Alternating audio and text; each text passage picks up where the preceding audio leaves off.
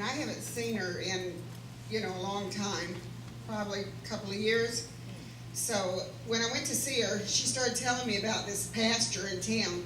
She says, she says, Mary, she said, are you still going to church? And I said, yes. And she says, well, I'll tell you, if you ever want to change churches, she said, I have this really good church, and they have a really nice pastor, and his wife is really a nice person. She's really beautiful, and it's just one of the best churches there is. So she kept on telling me about this pastor and the church, and then she says, and she says, they got a couple that goes to church there, and their name are Brother and Sister Atkinson. And I said, would that be Euthymia Atkinson? And she says, yeah. And she says, well, they are the nicest people you'd ever want to meet. And she says, but now I'm going to tell you where this church is. And she said, if you ever want to go, they'd be glad to have you. So she said, it's Brother Marlowe's church. I said, really?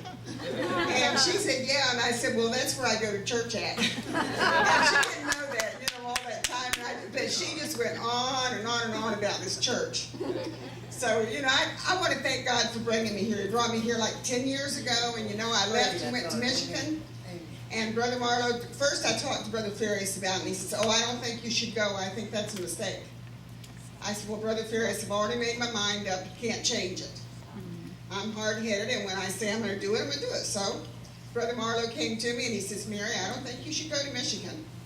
I said, Brother Marlowe, I've already gave all my jobs away. I don't have any other decision now but to go. So I went to Michigan. I was there a year. Of course, my sister got sick and everything, and I brought her back here to take care of her.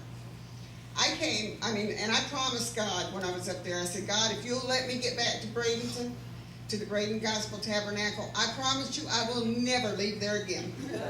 I said, because I went to churches up there and could not find a church that I liked. But I said, if you'll just let me get back there, I promise you I'll never, never leave that church. So I came back, and I started hunting jobs. God just gave me my job. I have to give it to God. I went for about 9 months without a job, and God gave me this job I have now.